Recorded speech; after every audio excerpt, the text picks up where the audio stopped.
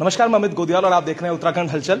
तो इस समय एक खास मुलाकात हम कर रहे हैं निकिता गांधी जी से, और सबसे खास बात यह है कि एक डेंटिस्ट कम सिंगर, यहीं से मैं शुरुआत करूंगा। डेंटिस्ट होने के बाद सिंगिंग और इस फील्ड में आने का क्या लगा, पहले तो मैं जानना चाहूंगा।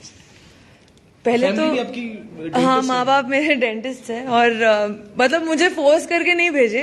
मैं बहुत कुछ करना चाहती हूँ, करते करते मुझे डॉक्टर बनना था। उन्होंने बोला भाई तुम्हारे बहुत सारे हॉबीज हैं, तू डेंटिस्ट्री कर, तब तुमको मतलब खुद का जो पैशन फॉलो करने का भी मौका मिलेगा।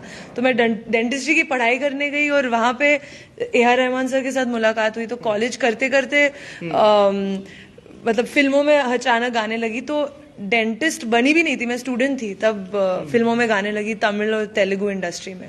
तो काफी मतलब अनएक्सपेक्टेड रहा जर्नी, लेकिन मैं बहुत खुश हूँ कि मैं म्यूजिक कर पा रही हूँ। तो डेंटिस्ट बने थे या स्टूडेंट में छोड़ दिया था? ये छोड़े नहीं, करे पूरी की है। हाँ पूरी की है। डॉक्टर हैं आप, मतलब ये बड़ी कमाल की बात है। मैं डॉक्टर निकिता गांधी हूँ। बहुत लोग एक्चुअली मुझे ये भी पूछते हैं कि तुम डॉक्टर लिखती क्यों नहीं हो, मतलब अपने क्रेडिट्स में। तो इसका एक्चुअल, एक तो मैं शो ऑफ नहीं करना चाहती और सेकंड एक्चुअल रीजन यही है कि मेरा पहला गाना जब निकला था, मैं तभी भी कॉलेज में थी, तो मैं डॉक्टर बनी नहीं थी तब। तो तब से निकिता गांधी शुरू हो गया, तो मैंने अभी प्रीफिक्स नहीं डाला। तो फिर कॉन्ट्रैक्ट्स में सिर्फ मैं डॉक्टर लिखती हूँ। ओके, तो ये भी देखिए, ये यहाँ से जब स्टार्ट हुई। अब दूसरी चीज ये है कि अब एक कॉन्सेप्ट के ऊपर आप काम कर रहे हैं। ऑरेंज ड्रेस में आपके जो पूरा बैंड है वो काम कर रहा है, वो बड़ी खास चीज भी है। उसके बारे में कुछ बताएंगे कि जो यात्रा शुरू होने वाली है उसका मुझे लगा है कि होली में कुछ आप बड़ा करने वाले हैं, पूरा बैंड जो आपका है, तो वो भी जानना चाहेंगे। क्योंकि जो यूथ है जो आपको देख रहा है, वो चीजें बड़ी उन्हें लगता है कि क्या नई चीज हो रही है, उसके बारे में बताएं थोड़ा सा। ये है कि पूरे मार्च महीने में हम लोग काफी पब्लिक शोज कर रहे हैं, और वो लास्ट शो जो है अंत हो रहा है होली के दिन बॉम्बे में ही पब्लिक शो। तो मुझे लगा ये कॉन्सेप्ट मैंने एक बार पहले भी किया था एक टूर में, बट छोटे स्केल में किया था, और मैं चाहती थी कि इस बार अच्छे से बड़े तरीके से किए। और मैं चाहती थी कि सब एक वननेस रहे पूरे बैंड में, सब एक तरह के आउटफिट्स पहने, कॉस्ट्यूम्स पहने।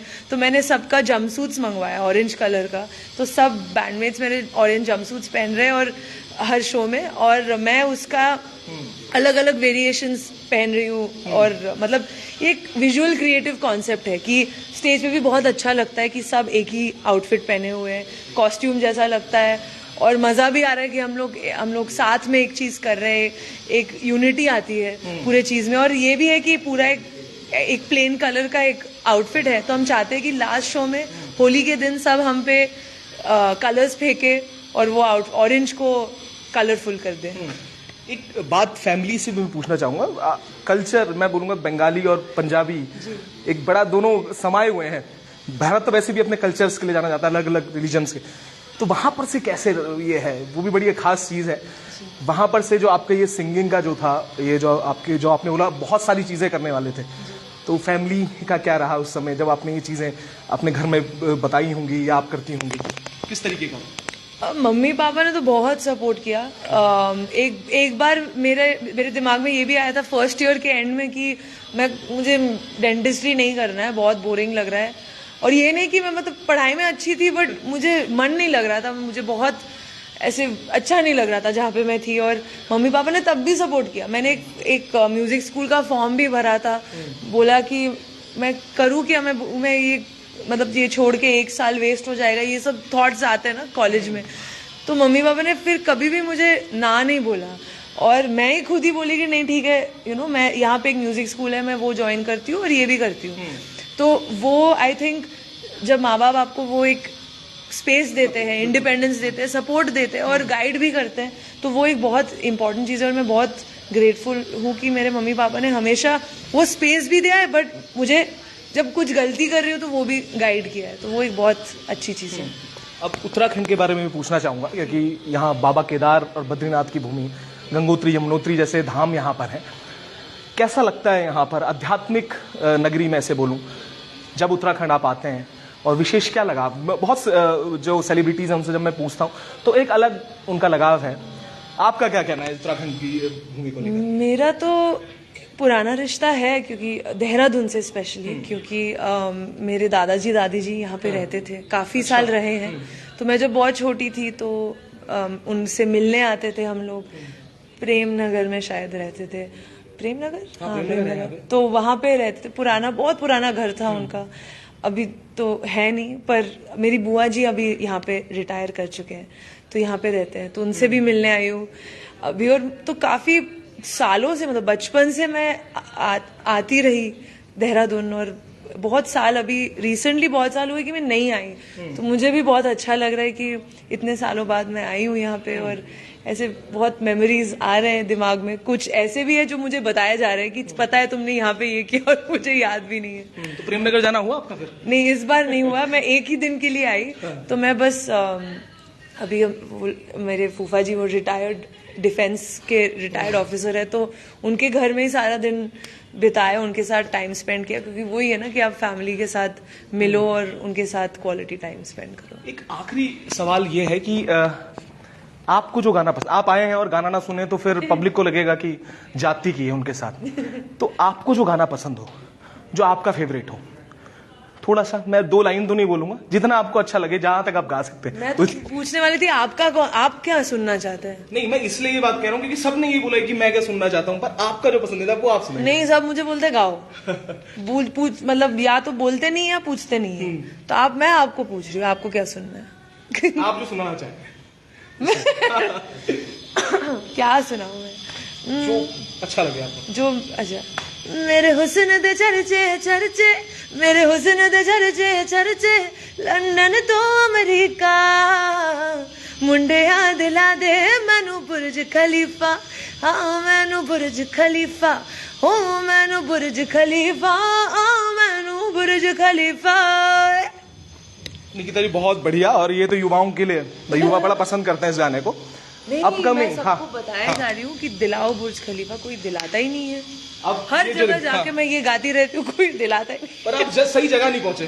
सही जगह मैं भटकती रही। ठीक है, ये हमें उम्मीद है जो ये भटकना है अब थमेगा, उसके बाद निकिता जी को बुर्ज खलीफा भी मिल जाएगा। पर एक आगे अपकमिंग क्या प्लान्स हैं, ये तो आपने बता दिया, पूरा महीना ये रहने वाला है।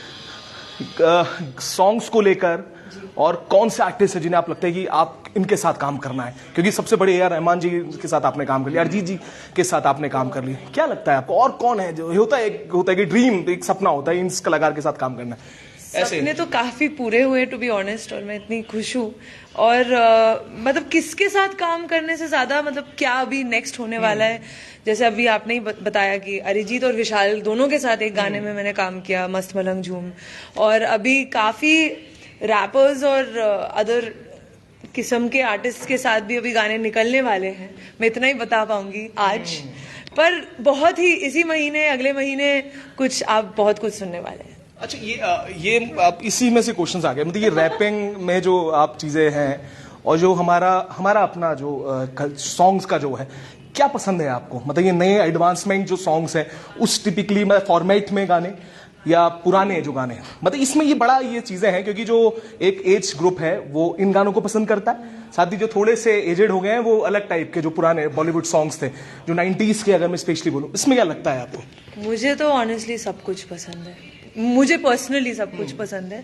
मैं ऐसे घर में बड़ी हुई हूँ, जैसे आपने बताया कि बंगाली भी हूँ, पंजाबी हूँ, मैं खुद को बेंजाबी बुलाती हूँ। और मेरे जो नाना नानी है उनके पास एक रिकॉर्ड प्ले हुआ करता था, और अभी भी है एक्चुअली, और एक बहुत मतलब अमेजिंग रिकॉर्ड कलेक्शन है, और उसमें से मैंने जगजीत सिंह, चित्रा सिंह के गजल्स भी सुने, भजन भी सुने, फ्रैंक सिनाट्रा के जैज लाइव परफॉर्मेंसेस भी सुने। तो मैं जो बड़ी हुई हूँ, मैं बहुत सारे अलग अलग जॉनर्स के साथ बड़ी हुई हूँ, तो मुझे म्यूजिक पसंद है, मतलब हर तरह के। पुराने गाने तो पसंद ही है, मेरे पापा भी किशोर कुमार के बहुत बड़े फैन हैं, और उनकी आवाज में मैंने इतने सारे किशोर कुमार के गाने सुने क्योंकि उनको गाना पसंद है। तो ऐसे आई थिंक पुराना नया, अब तो टाइम के साथ नया भी पुराना बन जाएगा, तो वो एक पर्सपेक्टिव की बात है, बट म्यूजिक होती है। बिल्कुल, ये बहुत शानदार जवाब है कि म्यूजिक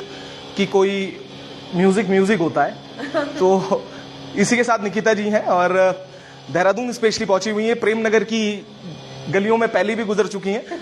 पर एक बात मैं जरूर कहूंगा, जितने भी लोग देखेंगे या देख रहे हैं कि एक जो उन्होंने ये बताया कि बुर्ज खलीफा नहीं मिल पाया, स्पेशल इसका पॉइंट आउट करके मैं बोल रहा हूं कि निकिता जी से जैसे अगर कोई ऐसा व्यक्ति है जो बुर्ज खलीफा देगा तो संपर्क कर सकते हैं। बिल्कुल।